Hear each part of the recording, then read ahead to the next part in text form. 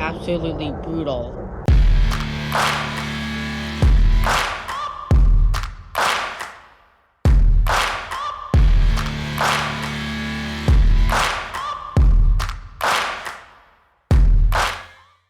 I wasn't expecting the Browns to win against the Bengals, but they could have at least put a little more effort into their loss against the Bengals, and honestly, they were kicking themselves in the foot the whole time.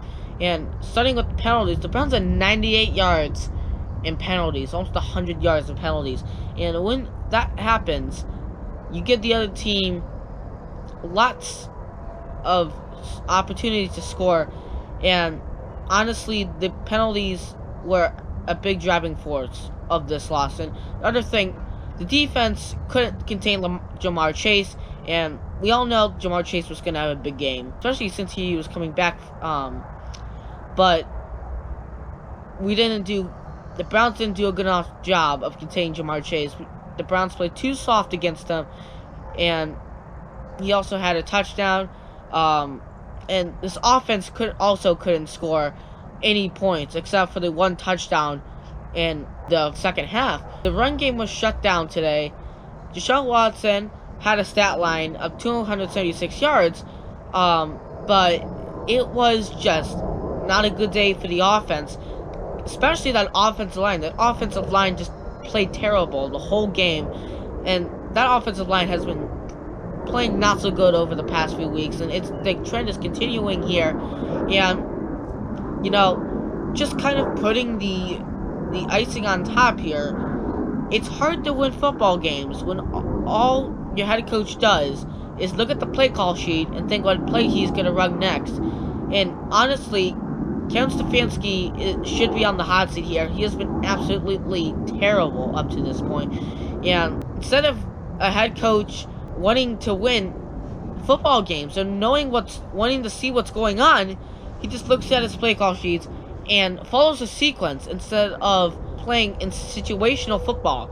And that is not a recipe for winning. It's a recipe for losing. It's a recipe for basically disaster.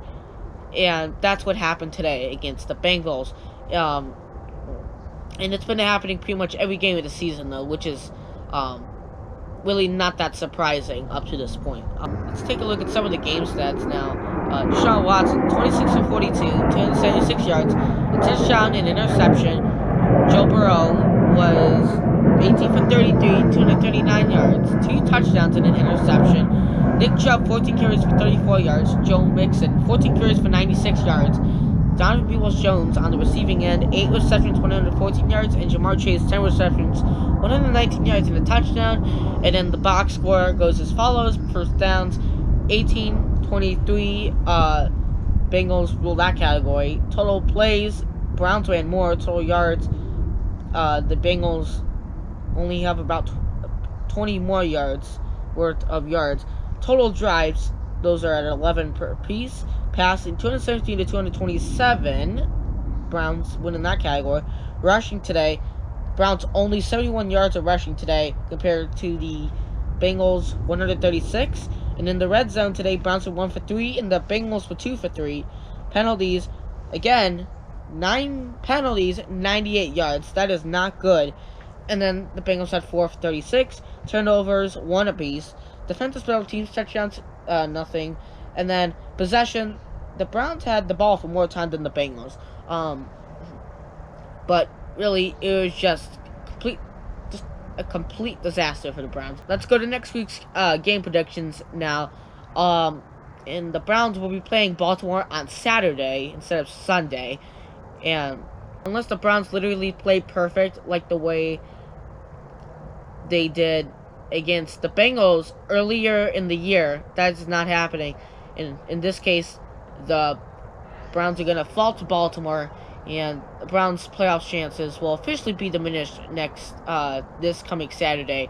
But that's going to do it. Browns fall to the Bengals by a final score of 23-10, and we'll see you guys in the next postgame show. And yeah.